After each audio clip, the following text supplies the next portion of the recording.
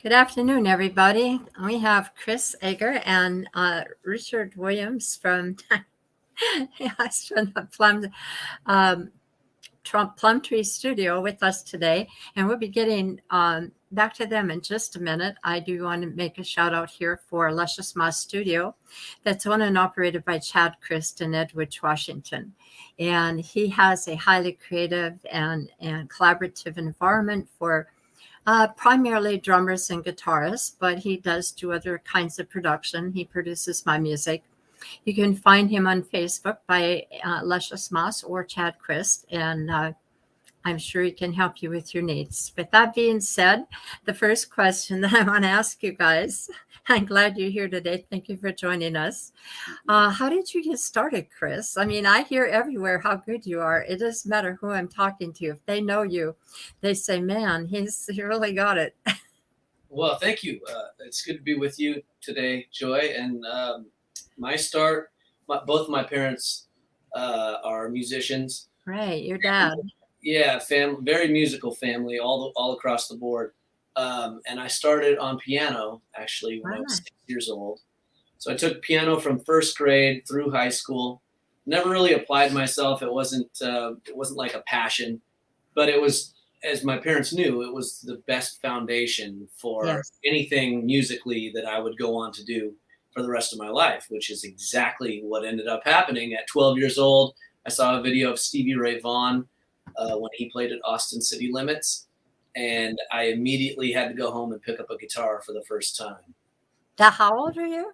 I was 12. See, I thought you were 14 or something on that episode. That was 12. Huh? I know there's a specific moment. I heard this story, and it's this moment. Yes, when he saw Austin City Limits. Yes, exactly. And it was my gosh. Crossfire. I do want to make a comment, though, on the piano business that you were saying. Yes, almost all the musicians that are on here, almost, do start out with piano. I know I did. So, yes, it does give you a foundation.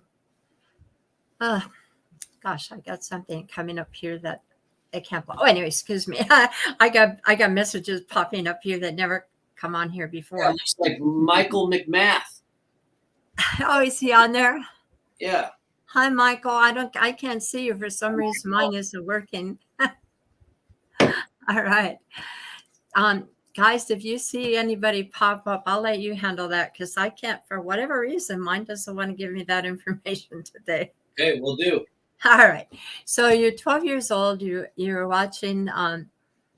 Was that a show? Was that a TV show? Yeah, Austin City Limits. Yes. Okay, I never watched it. So you gotta watch it. You'll love it. Yeah, all right. It's one of the.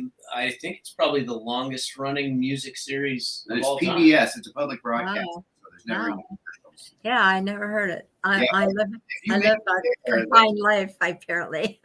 So anyway, so starting with that guitar. So I don't know how old you are. I'm not going to ask you, but I would imagine there's been a goodly amount of years between then and now.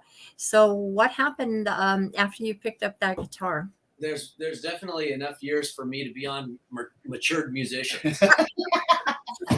I basically, once I picked up the guitar for the first time, I would come home after school and lock myself in my bedroom for like 6 hours. You know, the rest of my free time was spent playing guitar and learning from the greats. You know, just picking up by ear Santana and Jimmy Page and Eric Clapton. And my favorite band of all time was and still is Grand Funk Railroad. So Mark Farner had a huge influence on me, not only guitar-wise, but also vocally. He is like my ultimate vocal hero. And then, so those are two of my big three. Like if I had a Mount Rushmore, it would be you know, my parents, and then it would be Stevie Ray Vaughan, Mark Farner from Grand Funk, and then Eric Heatherly from Nashville. Yes. My hero too. Yes. I know that you share a love of Eric's music. I saw Eric at 13. It was probably about 8 months after the Stevie Ray Vaughan incident. and that inspiration. Probably about 8 months later, the next summer, I was 13 and I saw Eric live. And at that moment, I was into music and guitar enough at that point that when I saw Eric play, I said, this is what I'm doing. Like for the rest of my life, I'm going to be my passion is going to be being an artist and writing and playing and singing to the best of my ability. So that's All right, and you've done an excellent job. Yeah, he is quite the guy. And I think, was he inspiring at the time? A lot of his music, he's taken older tunes and like Flowers on the Wall and turned them into, the vintage music into something kind of like rockabilly, but I don't know if I'd categorize it exactly like that. He's just very unique. The first album definitely was heavily rockabilly influenced. So like, a lot of the Stray Cats style stuff is something that I think most people would understand that reference. Stray Cats, like Brian Setzer-esque guitar, but Eric can play pretty much anything he wants to play guitar wise, and he's got a super classy kind of crooner vocal style and a great voice. So, and his stage presence was kind of the biggest thing that won me over. The stage presence, and then he's a phenomenal songwriter. So he was the full package and such an amazing inspiration for me to make that the top of my mountain was trying to get to that point. And then to be a handsome version of Elvis. Well, I kind of lumped that in with stage presence. Oh, okay. Well, I wouldn't call him Elvis. I think he's too classy for that. Anyway. So did he inspire you to do, I mean, I don't know these people that I kind of out of the rock world. I was more into country and folk and Americana stuff. Sure. And were you playing blues or rock and then when you met Eric Heatherly, did you move towards country or how did that? Well, no, actually. So my country influence started very early. So, like 3 years old, there's a recording of me somewhere on a cassette tape singing along with Clint Black. Oh my gosh! He came out in 1989, so that tells you I was 3 years old. Killing Time. I was listening to Killing Time. My dad had country radio on every morning when he was getting ready for work. So that, every day it was country music. My mom is more of a classically trained musician, and so I had that. No, I didn't know that.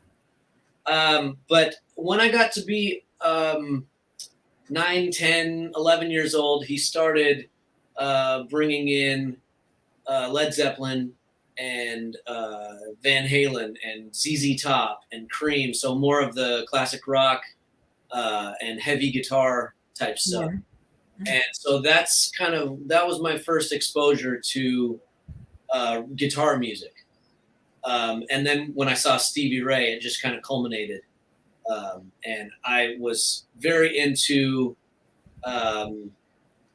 harder edge blues type stuff, Stevie Ray, and the classic rock stuff which is all blues based. It's all stemming from the blues, but blues and country music are really cousins. So I draw equally from both sides of that paradigm.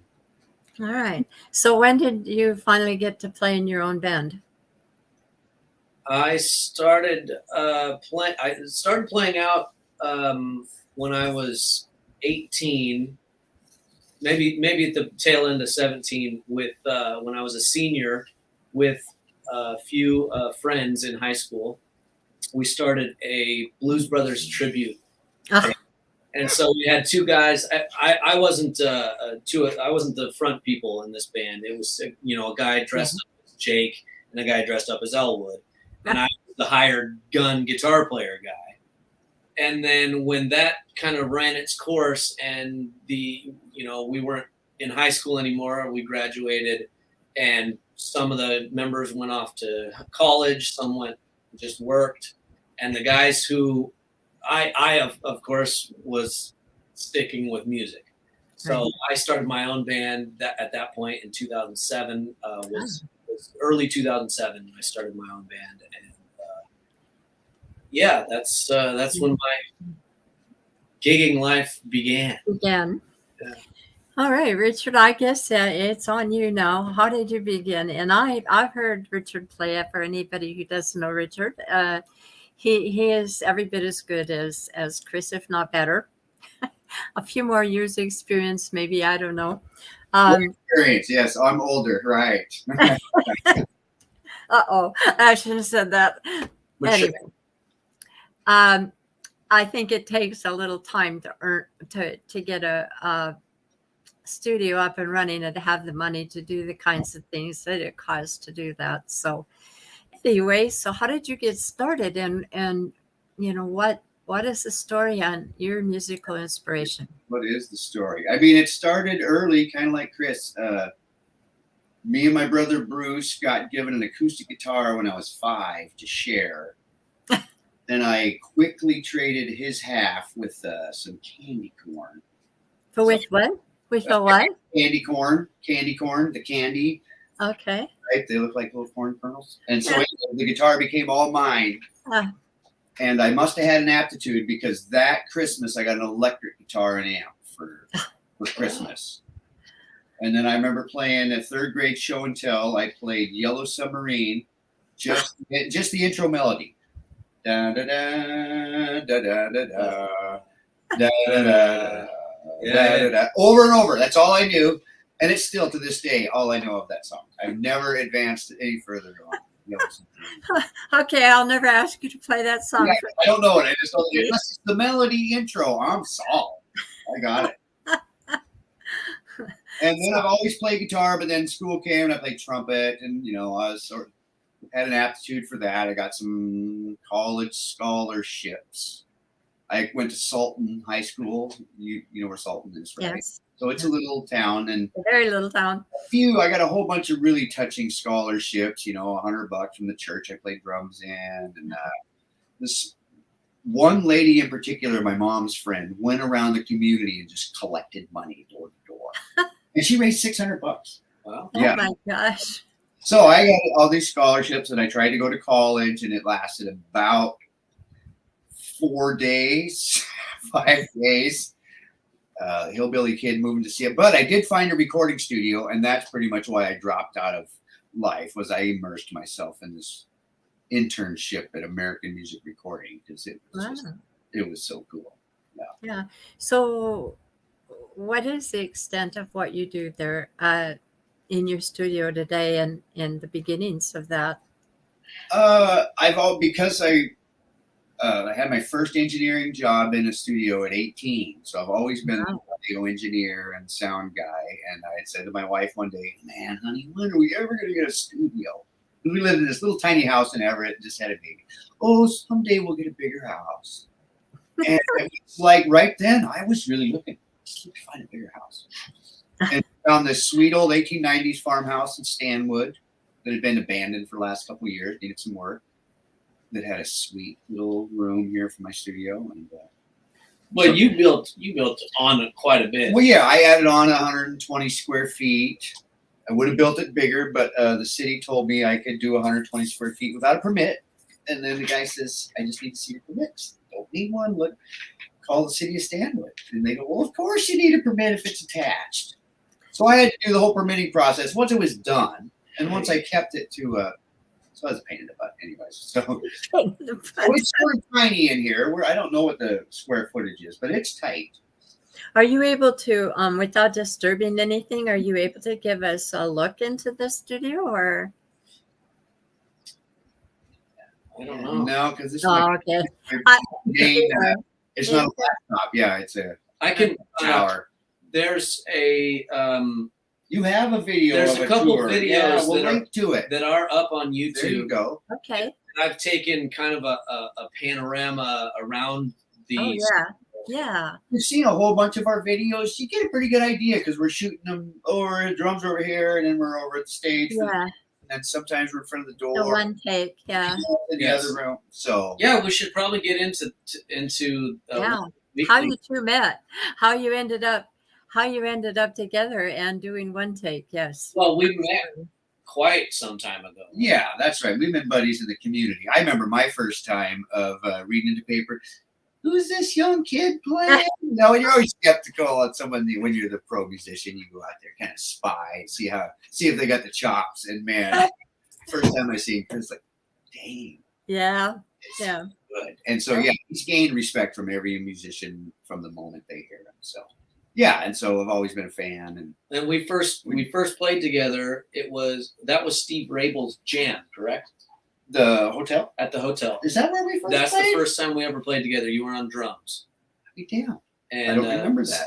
Steve played bass, I want to say, and I came in and It was a fun, successful jam. hosted that jam. Yeah, that's right. We had guest hosts you were one of them. Yes, and so that's really where we kind of connected, Right. and that had to be back 2010 or something. Right. I remember one time you had an emergency gig. Something happened with the guitar, and I had to hand you my telly, like mid gig. Oh, maybe you were in the Gypsy Wagon for a summer concert series and like broke a string, and so Yeah. my telly. But I think we probably both recognized right away the versatility of each other as musicians, being able to play multiple instruments and kind of be the utility guy. Yeah. You know, For anybody who doesn't know that, Chris, I watched you guys, and if you go to your jam at Mirkwood, that he has every Wednesday night, I believe, from what is it, 6 to 9 or 7 to 10. Yeah, usually goes Yeah. long. What time? I'm sorry. 7 to 10 is 7 to 10. Okay. They Right. switch around. I mean, the 1 minute one will be playing lead guitar and the next thing bass and then drums. I mean, it's wild. It's wild to see. And I say you're both equally capable on each instrument that you do switch on. So, well, thank you. And that's what kind of leads us to the video series that we Yes. created when everything was shutting down. beginning of the COVID, yes. March of 2020. I think I lost my first gig March 13th. Ooh. But I was very skeptical that everything, okay. And of course they were saying it's going to be 2 weeks, right? Yeah. Yeah. So I was just very skeptical that I was going to actually have to figure out. It took me like a week and a half to go, oh, well, maybe there's something to this that we're going to be, cooped up for a while. Right. And so at that point, I called Richard and said, if you're not doing anything, like I'm not doing anything for the next however long. I was baking sourdough. That's right. There's a story there. Yes. And so I said, I've got an idea for just a video. It wasn't even going to, turn into a series. I don't think at that point. Maybe. That's right. The first time, yeah, you just had an idea. Yeah. And I've played bass, drums, guitar, and keyboards since high school, basically. It's the last one that I added was drums. And I started that maybe senior year of high school. Right in that area. And ever since then, I thought it would be cool to create some type of video where I'm playing all the instruments, but have different panels to where you can see them all happening at one time. Right. And there was no better chance for that to happen, where I wouldn't be stepping on other bandmates' toes by doing everything myself. Well, at this point, we had to be locked down. We had to, My studio didn't have any work, and so Right. I can't play out live. I was in the same boat, so Exactly. that was a great idea. Yeah. So we did.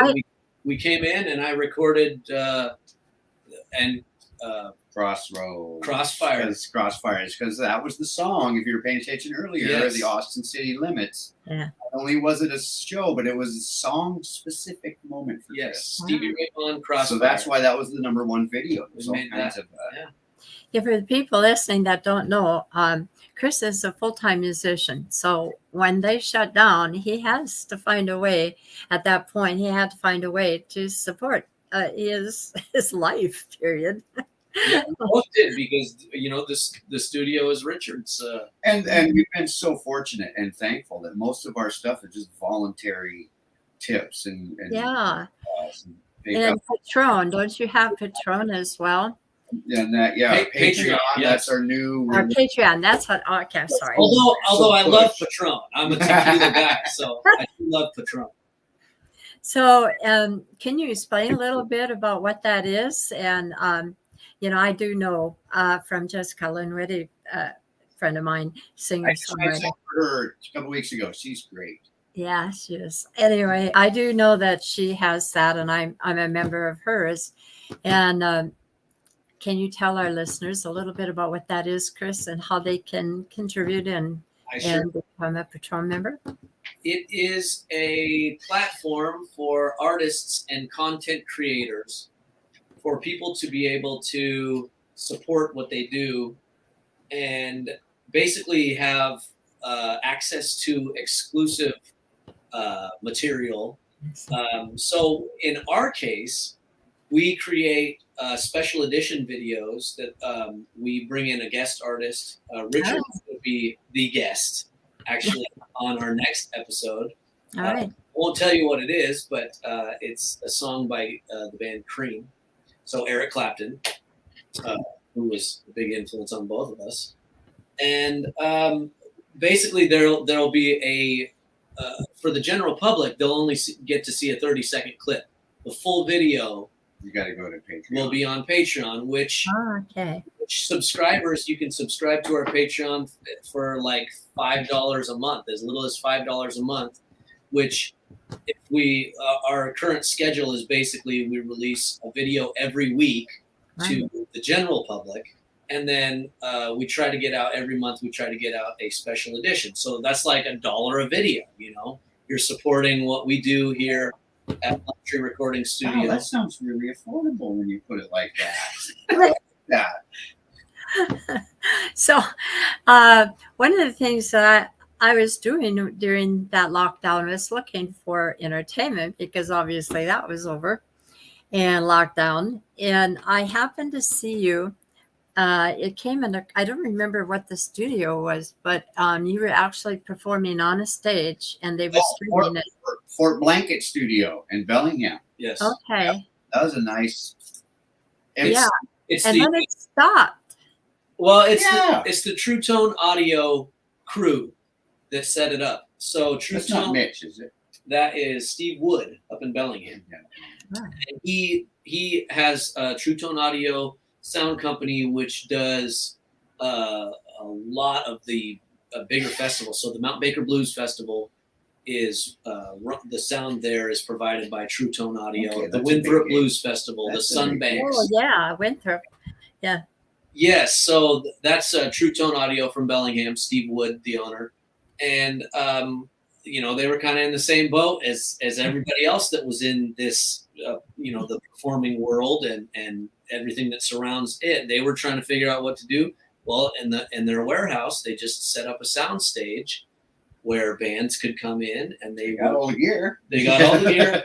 They were able to live stream, start live streaming musical acts. So we were very grateful to have such and just a beautiful performance space that they set up. Yeah, big stage. Yeah, it was really great. Yeah.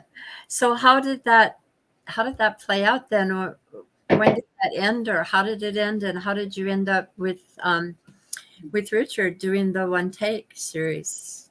Well, we just never stopped after that initial idea that I came up with. That was like March 28th. So when it kind of became official that you're not going out anywhere for the next 2 weeks, that is the exact week we started One Take Weekly. with Ah, that Crossfire video, and we just have never stopped. It was Every Tuesday, it was 10 so o'clock in the morning. yeah, exactly. It was what so time in the morning? 10 o'clock we start. Oh, okay. That's reasonable. Yeah, it was Every 10 o'clock, Chris brings me a vanilla latte every Tuesday. He's about up to $450 worth of lattes this year. Oh, shout out to our friends at Bean and Brew on 532.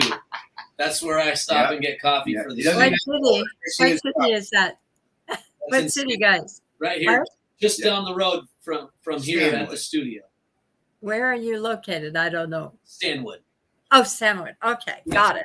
Exit 212 off of I-5.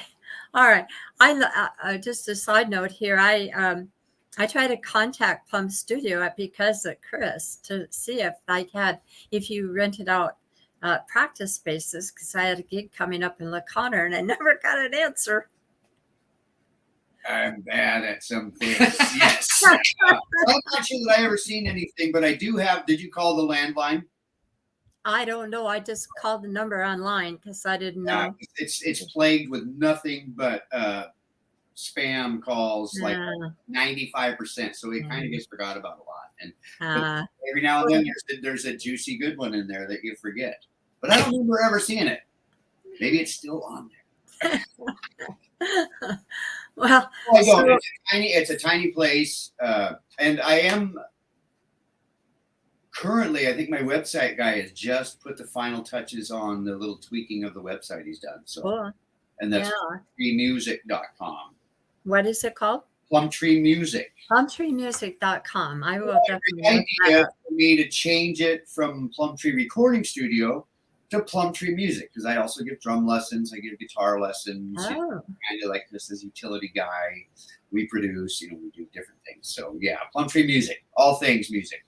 all things Except music. sight reading. Chris, do you give lessons as well, or? I don't. No, I defer to guys that are doing it professionally. I am not a great teacher. Well, I could tell you one thing, that if you had me for a student, you wouldn't be teaching any longer. Chad Chris has agreed to teach me. I feel very sorry for him, but He's really good. yeah, he is. He's up there with Chris and I don't know if you know Jerry Batista from just in Oxford. He's our favorite. Yeah. He gets up on stage with me and he has no clue. I mean, what I'm playing, and like you, he hasn't heard half of what I do, and he just plugs along, does beautiful stuff in there. I mean, it has nothing to do with how it goes, but and as far as the lead part of it, but the melody part, he just adds things that is beautiful. He's so good. We were just talking about him earlier today. Yeah. Who can? Solid. Solid. Yeah. I used to go every Wednesday to Lake City to see that standing gig they had. They were so fun. Yeah. So good. Well, I haven't known him that long. I met him at Duval for the first time. Oh, And yeah. when COVID struck, I kind of was encouraged by Jessica's husband and Jessica Raymond, Hayden and Jessica, to start writing, which I did. And I just remembered what he was like, and I thought he was a pretty straightforward, honest guy. So, and I had been looking at $600 to $900 an hour in studios, and I'm like, So I asked him if he produced my music, and he did. So, and that's when I really got to know him. But he can hear a song one time. This is amazing. I don't know how anybody does this. Maybe you do it too, Chris. I don't know, or Richard. He hears it one time, and he can chart it all out. He writes me charts. He just puts all these charts out there, and I'm like, yeah, I'm not going to say every song, but if it's easy enough, maybe. well, it's kind of amazing to me. So now I've learned how to some extent, do my own charts, but I'm nowhere near as good as he is, and I don't even pretend to be a lead. But it's really important that we have somebody really good behind you, teaching you a lot of what I've been learning for ever since COVID started. So how would my listeners contact you if they wanted to? I know a few people have asked me to recommend people, and I didn't know about you, Richard. So how would they go about contacting you, and what kind of a little bit about what you teach them or how you go about teaching? That's a good one, because even though it's usually under the guise of guitar lessons, it really is a music lesson. We can't ignore all these other things. So I do try to touch on the musical staff, even though for guitar, it's horrible. Everybody hates it, but I don't focus all on that, but I kind of try to be well-rounded. I sort of focus on the caged kind of thinking. That's what I did. Yeah. It really resonated as a lot of, common sense to me. So I touch on that a lot. And, but the other thing, it took me a while to learn too, the big part of the lesson is you got to make it fun. Or they're just gone. I mean, they don't care or they hate it. I mean, I've had some that I was so excited about, I gave too stupid of a highbrow lesson and they hated it. And so it's kind of about just making it fun for that student. You're the encouragement coach. It doesn't do any good to be a jerk and say, we have a joke about Rich Torres. 7'5", dang it. And so you got to make it fun, kind of like you jamming too. My hero, Tim Lurch, timlurch.com, get a little plug for one of the greatest guitar players in the world, just had a great video on musician level. And we always think we need to get to this next level. If I just get to my hands over here, get to that next level, then I'll have fun. And he's like, no. Yeah. He had a ton of fun when he was 13 on something that was super simple, right? And so we all need to make sure we get the joy of music and do have fun. And I want to say Chris was a little bit instrumental in reminding me of this. Sometimes jams are tricky. You've gone to some. Oh, yeah. You get somebody that can't play at all, or they're just working so many. It's just, wow, what can you do? And that can be frustrating as a host. And man, our first ones, he just didn't get waked by it all. He just had a good time. We're going to play the song. Yeah, that's what it is. That's what happened. And he just had fun, even though it was a partial train wreck with a beginner. Doesn't matter. And so it really, we embrace that. That's what these jams are about. And then just have some fun. Because, Do you remember that lady that I brought in to your jam, Felice? Oh, man, Yes. She did a great job. I asked her, she's phenomenal. Her name is Felice Lineberry, for anybody who's listening. But anyway, she had started during COVID to take guitar lessons, and it kind of went over my head, but my husband caught it. And I asked her about it, and she said it just wasn't fun. No. So she stopped. How many people have that experience? Because the first year of guitar is torture. Yeah. There's no two ways to put it. It's torture. It's one of the hardest instruments to learn. There's so many factors. Yeah. And, I think just mathematically, you recognize we have 5 middle Cs. So you have just think what that does middle Cs of the way to build chords. Yeah. 50,000 possibilities. So 50,000. Is that all? Yeah, well, speaking of it. Yeah, and not to mention the fact that you do have physical barriers that you have to break through finger-wise, right? On your you Still doing that. Build your calluses up, build your strength up in your wrists. To we all still hate a bar chord at the first position for 3 minutes. Eh? Oh, man. I cannot do a bar chord to save my soul. See, here's the trick with learning more guitar. You can be a lazier guitar player because a more comfortable grip and shape that's easier. Little plug for being lazy. Well, like I said, I can't do bar chords, so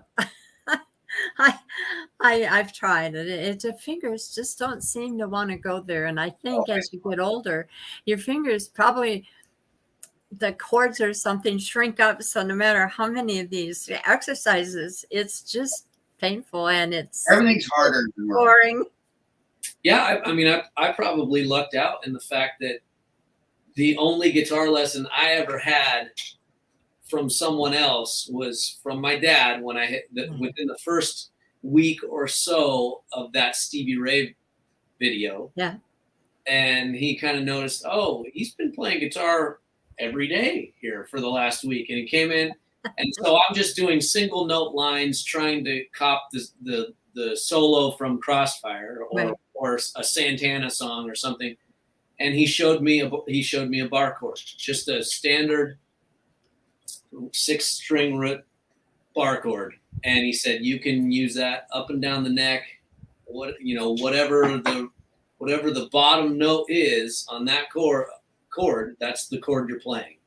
So if you're up at the 12th fret and you're playing a bar chord, that's an E chord. Right. We got another message. Oh. I think it's probably Michael again. Michael says, "Thank you for not doing scary lessons." Yeah, so that's important. And I've lost more than one student by just having no fun lesson. Yeah. So I really try to gauge it to what the kid is. My point was that was what I learned first. See, that was my first thing is bar chords. Bar chords, yeah. So cowboy cards were kind of after the fact Piece for of me. cake, yeah. Well, and after the fact, but I always had, I kind of learned. I guess maybe you would say it's one of the harder chords to get, physically to get it, and that was my first thing to learn. So. You know what? The first song that Chad had me learn, Cocaine. Nice. Because I never move off the basic major chords up and the top. It wasn't using movable chords. So, and I'm telling you that to try to get my wrist to do that through that whole song, it's not easy. Oh, right. Right. Just yeah. The A shape. Well, and that you do know Eric Clapton then. You kind of mentioned that you weren't so into the classic rock. I do know Eric, and he's quite dry. He did that one about "Would You Know Me in Heaven?" I believe is the name of it. Oh, I love that song. Tears in Heaven. Yeah, Tears in Heaven is that what you do that? Change the World. Change the World. Oh, that too. I love that one too. Yeah, I could change the world. Just a correction on the earlier statement. That was Casey Freedom who said, "Thank you for not doing scary lessons." Oh, Casey, yeah, we jammed with Casey. Oh, Casey. I haven't seen him yet at the new jam. You're gonna love the new jam, dude. The new jam. Casey Freedom. I know. Oh, no, Casey. Hi, Casey. Great songwriter. Yeah, I went to one of his gigs at a little winery, and he's quite the deal. He's been moving around quite a bit. So when you guys are, you're still streaming, and obviously there's still a need, and obviously there's been news that a new one is coming down the pike this fall. And my husband works in healthcare, and I know a few teachers, and they're all, letting these people know that there may be issues with the COVID again and the new strains. So because you managed to get this one take stream going, do you see, if you were locked down again, and that's a big if, and I don't want to scare anybody because who knows whether that'll ever happen again, but if that happened again, would you be able to continue doing what you're doing and surviving as a studio owner and as an artist, Chris? Well, that's kind of the hope is obviously we don't hope for any more lockdown, right? But right. Our goal with Patreon and the One Take Weekly video series is to grow it enough to where it is a big part, a big supplement to the other musical endeavors that we have. So my gigging, Richard's gigging, right. His studio, the studio time that he's recording other artists and producing for them, and I share that role in some cases. I've come in and been kind of associate producer. And amongst our the few things we do, we kind of gig together. We have this, but we also kind of are a production team for people that you can get us both for $100 an hour here at the studio, and we'll do your whole project for you. Yeah. An hour? $100 an hour? Correct. That way we $50 an hour for each of us. Yeah. And so, with that being said, that we the Patreon and the One Take Weekly series, it's just like it sustains itself as far as it's worth for us to keep doing the weekly videos, to keep doing the behind the scenes content that's only for Patreon subscribers, and the special edition videos exclusive to Patreon. It makes it keeps it worth it for us to continue doing the series. And what we'd like to do is grow, beyond that to where there are some Patreon content creators right now that are making a very comfortable living just doing that, just from the their videos for their just from their subscribers and the support they have from the people that enjoy what they're doing and want to support what they're doing. There's one that Richard brought to my attention early on when we started. Kind of pay attention. Yeah, it's a chateau in France. It's an old chateau that this lady acquired somehow. And Marie Antoinette has got a tie to it. Oh, in wow. the history, yeah. So it's got a lot of, it's way back, right? And she basically is just restoring a chateau. Wow. And she gained all these subscribers that wanted to help and see what this could become, this ancient, This sounds familiar. Like, that's a TV series? Well, there's a couple, and it's Yeah. really similar, but this girl's strictly YouTube and Patreon. Cool. And it's called the Chateau Diaries. Okay. It's $35,000 a month. Yeah, when you start gaining support in that type, then you can really do some. Yeah, we get better cameras. We could do all kinds of stuff. Right. We hit that mark. That's amazing, isn't it? I mean, I think this COVID really changed everything in a good way. I mean, there's so many opportunities now that people weren't really paying attention to at that time before COVID. Well, it's just for me, it was an adaptation was a necessity at that point. Yeah. And this idea that I had been holding onto from high school, like I said, it was just the time to do it, and it's turned into, a small but an important and worthwhile supplement to both of our incomes, and hopefully we can grow it into something much bigger. And the other cool aspect. Fingers crossed. Yes, thank you.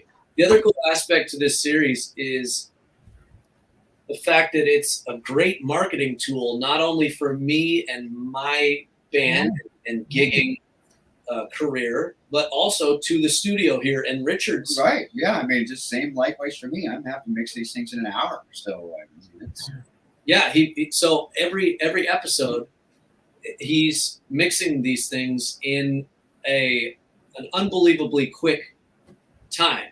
To get the video out, all in one day, Tuesday, and then Wednesday morning on a normal week. Wednesday morning, our video is already up.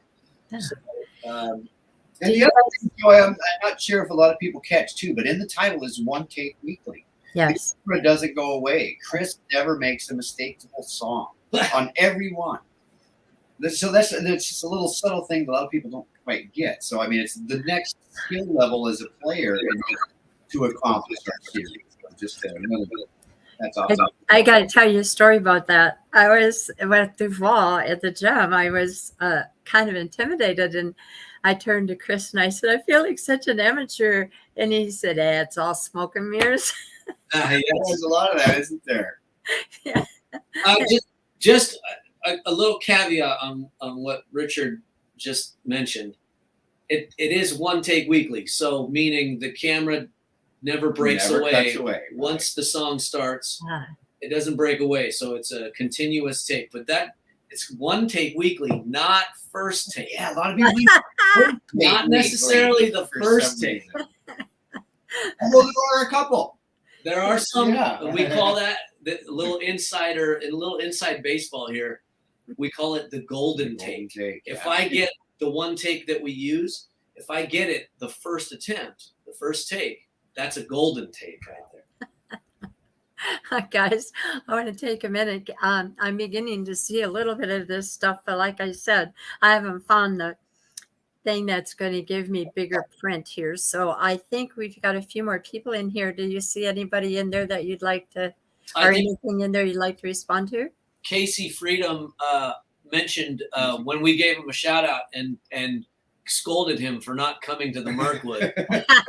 The new One Take Weekly Jam every Wednesday, 7:00, the Mirkwood in Arlington. He said, "I will come to the Mirkwood soon." So okay, that's Casey. I see that too. They don't. Can you see names from yours? No. It just says Facebook user. Okay. Yeah, please, guys, when you put a message in there, let us know who you are, please. There's a way to do it when you first come on, but if you miss it, then we can't say who you are. So I was going to say something about that. Now my mind is gone. But anyway, let's just move right along. With this idea of, keeping on with the One Take Weekly show. Do you, when you record other people and produce them, do you also do mastering? I do what I call guerrilla mastering because it means a lot to me what real mastering is, but yet everybody out there is calling themselves mastering engineers and doing mastering when they got nowhere near a mastering studio. They got nowhere near the experience to be a mastering engineer. They're just making stuff loud. And so, yes, I can get a finished product that will stand on its own and not need to see a mastering engineer. Yeah. But I mean, if we're got the unlimited budget, of course you want a real mastering engineer to see it. But they're so darn expensive. Yeah, it's $1,000 a record, and all they're doing is adjusting volume, bass, and treble. And if you got the money for that in your project, sure, but it's a lot of money to spend. Yeah. It drives me nuts. I have so many projects that the whole bill in here will be $600 and they'll spend $1,200 mastering it. Yeah. Drives me crazy. Well, I've had a break on that. I've got somebody that Chad knew and recommended out of California. He also has a band called the Ragdoll, if you ever want to watch some great music. They're based in different countries and they pull all this together and make a recording, and they're quite awesome. That's fun. But yeah, it is expensive, and I've been lucky, really lucky, and I just know that it's done. But everybody that I've talked to that are producers, and I've had a few on here. I've had Jonathan Harris from, oh no, I can't think of that. It's where all the rock stars went during. We have quite a few reputable guys around. Yeah. Yeah. Yeah. I haven't found anybody. And then you have the problem of, okay, you've got a person to master you, but really, do you know if they're any good? I mean, what do you really know about that? The few projects we do that get mastered, I reach right out to the best in the world that does Lord of the Rings and it's the big guy in LA, Dave Collins. I mean, there's one guy that's done all the big stuff, and yeah, you trust him. Yeah. Say even the Good Buddy deal, having sent in projects, is still $1,000 a record to $2,000 a record. Then, and I do know the name of that studio. It's Jonathan Harris from London Bridge Studio. Oh yeah. You must know about that place. History, man. Absolutely. So moving forward on your future, but before I do that, I do want to ask you, Richard, what is the name of your band? I don't have a band currently. Oh. I do have a game that I am doing this weekend with my family, my two sons, that sounds fun. Wife. And so we're called, without my wife, we're called the Williams Power Trio. What are we going to call it with Judy? The Williams Family Band. Yeah, I guess the Williams Family Band, because the Partridge Family's already taken. I want to get a colorful bus for us, though. A colorful bus. WFB. Williams Family Band. Oh yeah, I have to. My two sons have a pretty world-class band called Perfect by Tomorrow, and they got to 5 records and just came back off tour. So they're both super competent musicians, and a bit like Chris, sort of utilitarian guys. The guitar singer in the band will be playing bass for me Saturday. The bass player in the band will be playing drums Saturday. Yes. So yeah, I have wonderful boys. Morgan and Turner Williams with the band Perfect by Tomorrow. I'm a blessed man. Like Judy Williams is so fun. Yeah, you have to. Well, that's admirable. I'm still stuck trying to find a lead. I've gotten to the point where where at what I did before with my band before, we kind of all played and just built on from probably nothing. I mean, other than the fact that they were talented people, into something that played well. And now I'm, more of a solo, more looking for duo type things. And I don't want to go gigging in bars anymore. My dive bar days are kind of over. So it's a whole different ballgame out there, I think. I mean, I don't know what you guys are coming up against, but I'm finding that things are changing, and the use of electronics is becoming more and more mainstream. Any thoughts on that? Yeah, I mean, I kind of figured when the lockdown started, and then live stream concerts basically became ubiquitous. I mean, they were everywhere. Everyone was going live from their living room or from their backyard.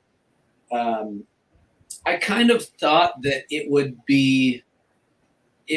have more of a life after the lockdowns ended and after everything kind of opened back up. I kind of figured that there would be more live streams still happening, but they have kind of just dried up. Kind of gone away.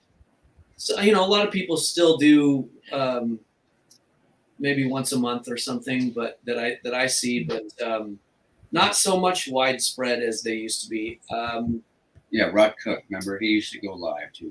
He's one of the Garth still does. Right on, Garth. And Keith Urban, I believe, is still out there doing some of that. Okay. Yeah, there's a few big stars that are doing, and a few little stars too. I mean, not little stars, but people that aren't quite up in that kind of money category. Yeah. And there's a guy named Lyle Ronling. Yeah, we know Lyle. You know Lyle? I took lessons from him for a while, and wow. Anyway, I had to move on to somebody who wasn't quite as talented because I wasn't quite as good. But I needed to learn the fretboard and theory, and some theory, not all theory. And so I moved on. But yeah, he still does his show from time to time. So right. He was going live all the time, right? Yeah, I watched him so much. Yeah. And a little fun fact, Lyle was in the band Cathedral with Brad Spur, the guy that taught me audio engineering. Oh my gosh. Said, hang out and clean the studio up and get coffee. I'll teach you how to do it. And that was the 5th day of college. I didn't go back. Well, silly me, I did, but I like my music. I did take piano and voice when I was in college, so I don't know if it helped any, but I did do that. So what are your plans, both of you, and whichever one wants to go first? What goal setting for the next, let's say, 2-3 years have you made, or have you not made, or what is your vision for the future? Well, I'll start. I just have really set my mind on expanding kind of my band's territory. So we've taken more shows out of the local region here, and I'm just really trying to expand that. I have ties in Arizona now. Oh, yeah. And we'll be I'm working on. I have my foot in the door there, so I'm working on getting the full band down this fall, and hoping that becomes kind of a regular. We can go down there in the winter months, Right. and get some sun that we all need when there's obviously none of that happening up here in the Pacific Northwest. And so that's kind of that's the big goal. The long-term goal for me is just keep expanding our territory, and obviously keep expanding the video series that we're doing, because All right. that really has been That's fun. a big part of just a big part of the time that I spend, that we both spend playing music, has been put into that series. And like I said, it's worthwhile for us to continue doing it. Absolutely. And something earlier when we were talking about the series, I sort of operate on my gut. I'm kind of like an organic hippie on some things, and this has felt right from the beginning. I mean, I look forward to Tuesday morning every week. It's just such a cool. It's not work. But then, to answer the question you just asked, a year and a half into this, I got diagnosed with tonsil cancer and with some lymph nodes, and so I went through head and neck radiation. I'm still coming out of that, so I kind of got a new outlook that I just want to enjoy. I mean, I'm looking good. What they call it is like baby cancer. They got it way early. Everything looks good. I had an appointment this morning. The guy says, most likely I'll never have to see him again if everything checks out. Well, let's hope. So, yeah, that's a game changer, huh? I mean, you face your own morality because it's a very fearful word, cancer. Right. But I'm just, I had a hunch that what I thought was going to be a 6-month recovery from the radiation is really a year recovery. Yeah. They still don't have my taste back. Yeah. So, that's how I ended my band, is that I couldn't stay on stage for 4 hours because I'd gone through chemo and radiation and all the rest. And, the energy drain is quite phenomenal. Not something you just have to plow on and fight, right? You're on the upward side too. You look great. Pardon? I said you're on the upward side and you look great. Oh, thank you. Well, it wasn't face cancer, luckily. So we got the question answered about the future, and I totally get it, Richard, about changes in your perspective. Oh, it's really, yeah. I want to do stuff I want to do. I'm at a point, pretty lucky that I don't think I have to take any jobs that I don't want. Exactly. Yeah. We can cultivate enough work that we like. Yes. That I don't need to do that stuff. So I'm very lucky and very fortunate. Yes. And I'm glad you're through some of that. Woo! Yeah. So now the last thing I want to do is ask a little bit about promotion, and we don't have much time, like 2 minutes. It just went really fast. But how are we going to see what obviously the One Take Weekly is something we're all going to plug into, hopefully. I mean, if you like good music, this is the way to do it. And you do have bands, and you do post your gigs. And whenever I see one out there, I post it to mature musicians whenever I can. And same goes for you. I'd like you to put it on there if you would. People do watch that all the time. So I even have a few people who hire that are watching. So is there anything else that you'd like to promote? Is there anything else you'd like to say about what's coming up? We really don't promote us very much. I think that should be a next thing. I feel like just musicians kind of generally are kind of bad at promoting themselves. I mean, right. I don't want to seem narcissistic, right? Look at me. You're so narcissistic as business practice. At the very least, please go and subscribe to the YouTube channel where all these videos are being uploaded. Is youtube.com/Chris Eger Band, EGER. ChrisEgerBand.com is my website where all the gigs are posted. Plumtree Music, which just got redone. Yeah. Plumtreemusic.com is his website, and I think that there's links there to where There are some links, I believe, to our One Take Weeklies on there. Yeah. Perfect. And Patreon is, if you would like to support us in that way, which is really appreciated, and gain access to exclusive things, exclusive content and videos. Patreon.com/Chris Eger Band. All right, thank you. And hopefully you'll post something like that, and I can on Matured Musicians so people can see it too. I did put some stuff on there in Matured Musicians. I had that information on it, but it's easy to miss it. So anyway, with that, I know I'm going to run over probably a minute. Is that okay with you guys? I have one last question. Yeah. Okay. What I want to know is there are a lot of people here that are independent artists, and they're out there coming back after COVID, and it's not an easy market in many ways. I mean, you have to know how to go about it. I'm still learning. So what would be your advice to these people,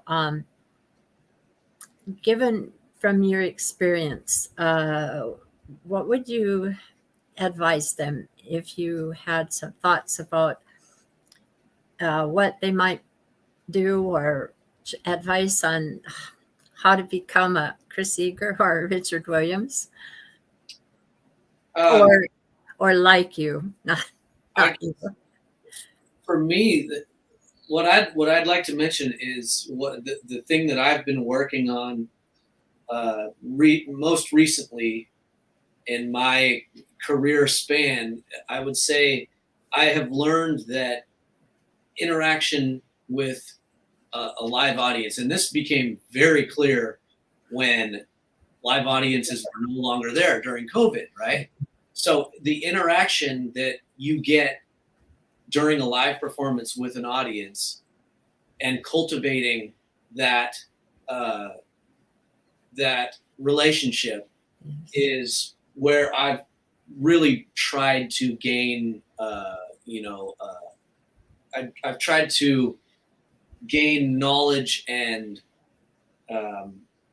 just cultivate that part of my stage presence and that part of my artistry, engaging with the crowd. I think it's a humongous part of the gig. Yes. And you have been killing it. And Jerry Batista is another one that I love the way he interacts with the crowd. Yes.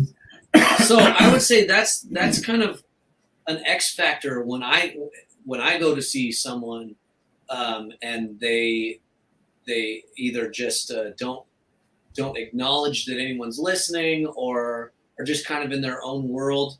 It's hard for me to connect with, obviously that's what I'm saying is the goal is to really connect with the audience that's out there. I think that is a part of being an artist that gets overlooked a lot. Well, it's hard to practice. It is. Yeah. You have to have that on stage time. Yeah. Some people are just more naturally. And that's what I think is some of it, though, too.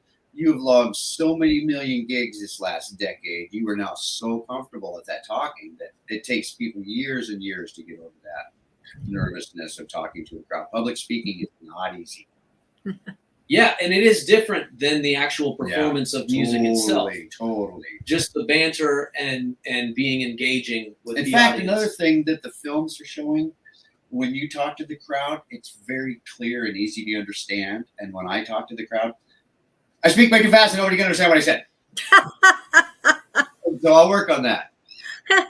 That'd be my advice to any musician. Just work on that X factor that may be being overlooked. Yeah, man, if you can get them singing along. Our first gig at the Mirkwood, it was an epic night. I asked the crowd, I said, we're going to do Bohemian Rhapsody, but I need to sing. If you guys don't sing, it's going to suck. You guys a duo, yeah. Two guitarists trying and to it was pull so up. fun. Oh. It was a ton of fun. The whole place sang and pulled it off for me. It So worked. yeah, he's right. You got to get the crowd interaction. Good, great people there. All right, guys. Our time is up, but I wish we could have done this longer. So What an ironic name you have, because it is such a joy to talk to you. thank you. It was awful. This was very fun for me today too, as well.